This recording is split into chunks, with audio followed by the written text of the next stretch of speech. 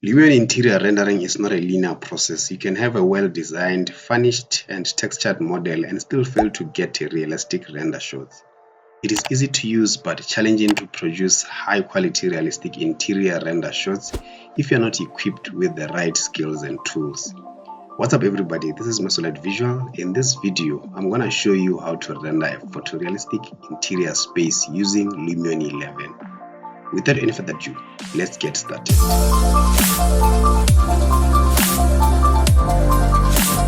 Well, we can't achieve realistic interior renders without looking at these aspects: camera angles for taking best shots, texturing techniques for making our materials look beautiful, the use of foreign detailed objects into our scene, lighting types for our interior spaces, the use of effects to add realism to your render, post-production rendering to improve the quality and realism of your renders using different programs like Photoshop.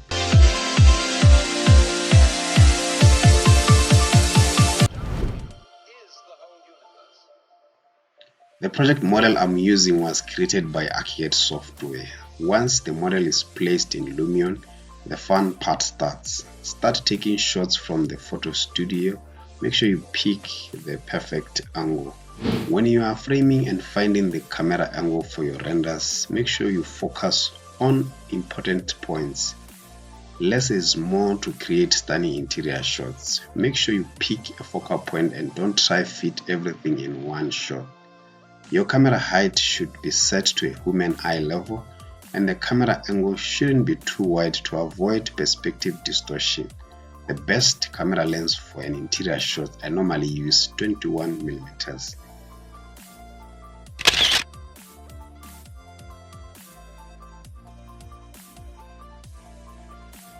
Make material look beautiful with the texture and edging feature. Use the withering slider to add edging effects and round edges to materials. To get the best results, use high definition textures for your surfaces and normal or diffuse maps to control the displacement quality. You can either use Lumion materials with displacement effect or import from sites like Polygon and SketchUp textures. There are many out there to check. The idea is to make the spaces look lived in, so imperfection and scale and size of the object should be taken into consideration to achieve photorealism.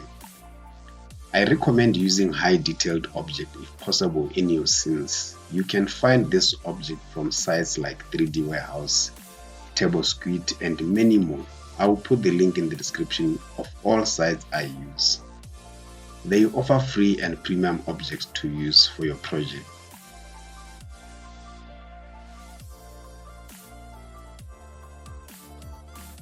The best practice in 3D visualization is to highlight a part of the interior space or an object.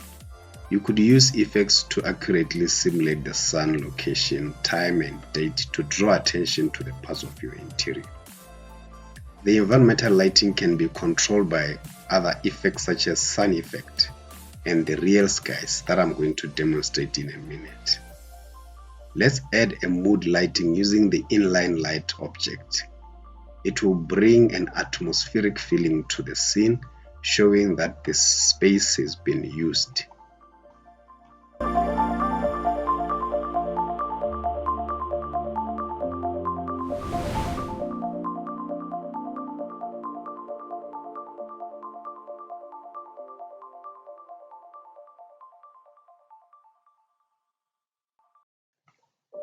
Let's go back to our shot in the photo mode and add effects that will make this render real. I'm going to start first by adding the styrofoam effect to make the scene white. This will help us make lights and shadows more visible to work with. The second effect will be the real skies to bring the sun on the room. Then I'll add global illumination effect also to brighten regions that are far from the sun, like here the corner there. I'll add a skylight effect to bring natural ambient from the sky into the room. Make sure you turn on skylight in planar reflections and skylight in project reflections. Let's add the shadow effect. Make sure you turn on soft shadows and fine detail shadow, and reduce the omni shadow a bit, otherwise it will make the image unreal. Add reflection effect and turn on speed ray reflections, and edit reflection planes to add surfaces you want to affect.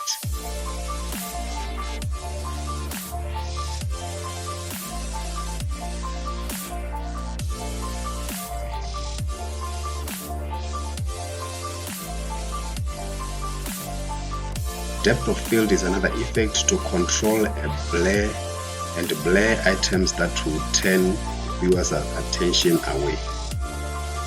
I'll add also the hyperlight to improve the lighting of the scene by reflecting general light from the surfaces of the scene. Reduce the amount to 25%, otherwise it will make the image unreal.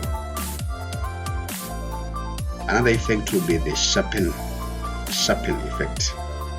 Will help to make the details more visible, also make less to avoid destroying your render. Add a vignette effect to help focus in the center of the scene. Go to the build with effects to add reflection control effect to make reflection more accurate. It should be accurately positioned. Last effect will be the analog color lab to add a nicer color tone to your image. Is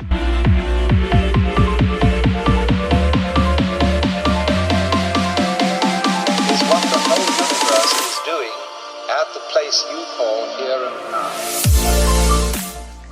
Once we've got our image, we can fine-tune it using photo editing programs like Photoshop to improve the realism. I'll use camera raw effect and change the following settings in your screen.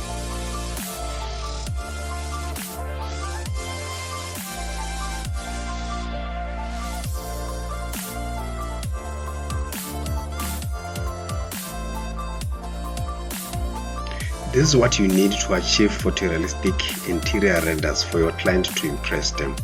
Every smallest change of lighting, materials, effect and details will decide the look and the atmosphere of your renders.